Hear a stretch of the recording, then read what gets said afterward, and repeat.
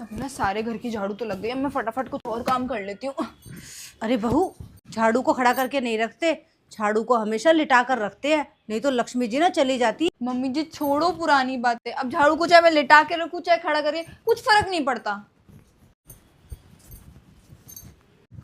बहू, क्या कर रही हो? मम्मी जी कुछ नहीं, सब्जी बना दी, अब रोटी बनाने की तैयारी कर रही हूँ। अच्छा बेटा, जब रोटियां सेको ना तो पहली रोटी गाय की और आखिरी रोटी कुत्ते की बना के रख देना। मम्मी जी आप किस जमाने में जी रहे हो? अब 2025 चल रहा है, इन सबसे कुछ नहीं होता। और वैसे मैं घर वालों की रोटी बना लूँ यही बहुत बड़ी बात है, मुझसे नहीं बनेगी गाय और कुत्ते की रोटी। अरे बहू, बृहस्पतिवार के दिन नखून नहीं काटते। बड़े बूढ़े कह गए हैं बृहस्पतिवार के दिन नखून काटने से ना घर में बरकत नहीं होती। मम्मी जी आप भी कितनी पुरानी जमाने जैसी बातें करते, सब दिन एक जैसे ही होते हैं। मैं नहीं मानती इन सब चीजों को।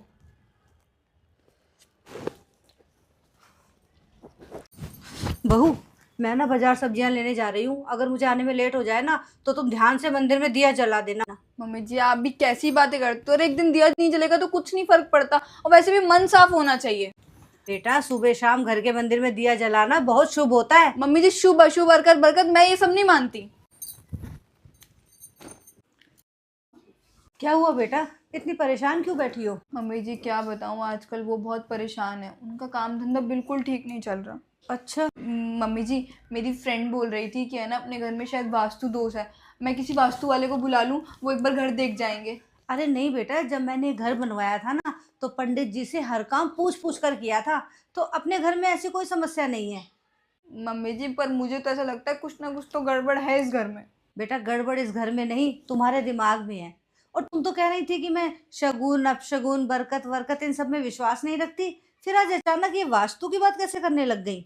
मम्मी जी मैं ना पुराने ज़माने की बातें नहीं मानती, पर वास्तुशास्त्र तो आजकल के ज़माने की बात है इसलिए। देखो बेटा, हमारे बड़े बुजुर्ग जो नियम बता गए हैं ना, कि जैसे रोज घर में साफ सफाई करो, नमक का पोछा लगाओ, घर के मंदिर में सुबह शाम दिया जोड़ो, गाय को, कुत्ते को, पक्षियों को, इनको खाना खिलाओ, ये जो भी नियम बता कर गए हैं, अगर तुम इन सब नियमों का पालन कर लोगी तो तुम्हें किसी वास्तुशास्त्र के पास जाने की जरूरत ही नहीं पड़ेगी।